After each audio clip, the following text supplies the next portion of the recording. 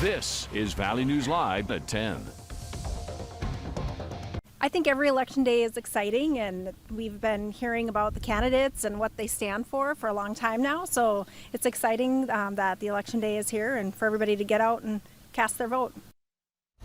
Yep, tomorrow is primary election day in North Dakota, and many in the area are eager to cast their ballots. Good evening, everyone. I'm Justin Betty. And I'm Stacy Van Dyke. Among the big races, a record 7 candidates are vying for the mayor of Fargo. 15 candidates are hoping to be on the city commission, and school board races are more contentious than ever, with 15 candidates in Fargo and 23 in Grand Forks. On a county and district level, voters will choose a Cass County sheriff and state lawmakers. Statewide races include U.S. Senator and U.S. House of Representatives. Will be offering all-day election coverage on Valley News Live tomorrow. You can also get updates on your VNL News app.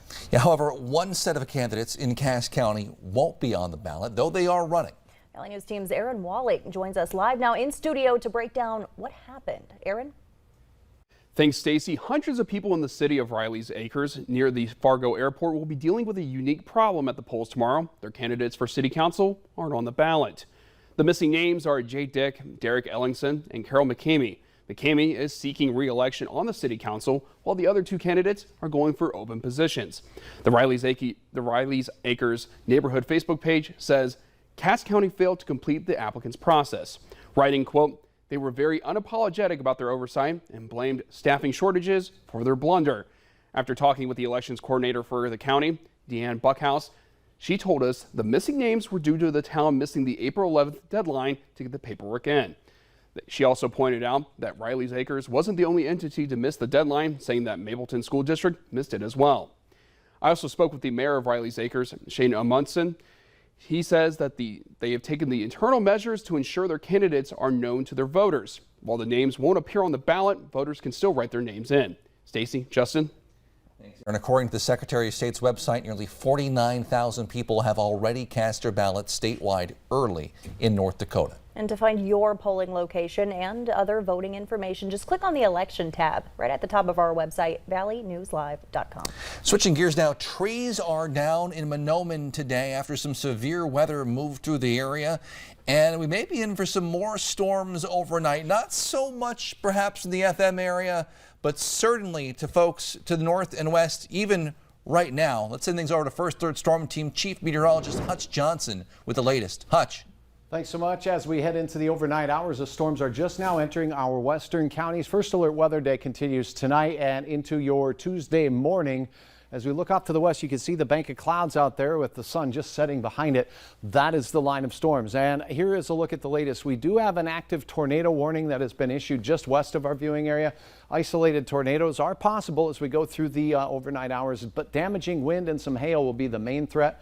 Also, some flash flooding will be possible from the heavy rains caused by these storms. Backward C-shaped gusty west winds with the storms. Here's the tornado warning. That's northern Wells County as the storm is exiting out of Sheridan County here and heading right towards Harvey with some tight rotation depicted by the Doppler radar. The orange colors you see here are active thunderstorm warnings. So if you are in Harvey or in the western reaches of our viewing area, including in Maddock, this storm is going to be heading in your way. You see the backward C shape here with the bite taken out of it right here. That would be where the tight rotation would line up nicely. When we get rotation within a storm, it spins like this, and like a centrifuge causes heavy things to go out. The raindrops and hailstones are thrown out on the outside. That's what causes this bite. That's moving very close to you in Harvey right now. You should be seeking shelter in that interior room, staying away from windows. And there's the latest scan. So that tight rotation right over the Harvey area. As we take a look, yes, the velocities here, the greens showing motion towards the radar and the reds show motion away from the radar right near the Harvey area and Highway 52. That's moving off to the east at about 30 miles per hour. So if you are in Maddock by around 10:45 or so, that rotating storm possibly capable of a tornado will be making its way towards you. A new severe thunderstorm watch has just been issued until 6 a.m. for the Devil's Lake Basin. That's where our threat is the greatest, but it's not the only threat. I'll have hour-by-hour details on what you can expect in your forecast coming up here in just a moment. All right, thanks, Hutch. And a good idea on nights like this, keep your VNL weather app handy. You can get forecasts right at your fingertips. You can download and use it for free. Just search VNL Weather in your app store. A 36-year-old man accused of punching and killing another man at a West Fargo concert has now been sentenced to at least 5 years in prison. Tomas Cervantes pleaded guilty to manslaughter for the death of Ricardo Bobby Balboa. He initially claimed it was self-defense. At today's hearing, Balboa's widow gave an emotional testimony talking about the impact the death has had on her family. Not only did you take my husband's life and destroyed my kid's future, you also destroyed your daughter's life. Cervantes will receive about 10 months credit for time served. We're now almost midway through June, and we're expecting several important Supreme Court rulings to be released by the end of this month. Among the issues to be decided include topics involving immigration policies, abortion, religion in schools, and gun control. Meanwhile, U.S. Senate lawmakers are beginning to draft what many consider the most significant federal legislation to address gun violence in nearly 30 years. Skylar Henry has details.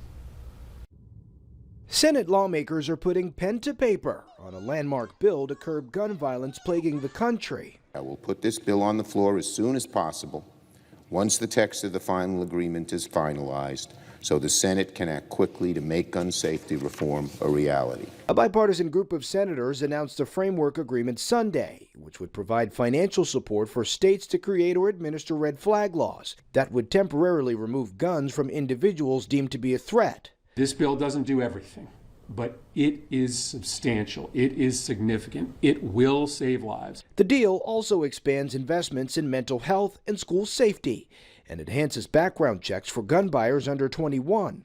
At least 10 Senate Republicans have already signed on to the proposal, increasing the likelihood of it passing before the July 4th holiday recess. There's a lot of confidence that we can get this across the finish line, but obviously the devil will be in the details. On Monday, the Justice Department indicted an alleged gun trafficker in Texas and urged Congress to do its part. As our agents and prosecutors work to get crime guns out of our communities, we are also committed to doing everything we can to support the bipartisan gun safety negotiations that are taking place in Congress as we speak. President Biden has signaled he would sign the legislation if it reaches his desk, but would like to see more done. Supporters of this legislation say they hope to see it passed before the July 4th recess.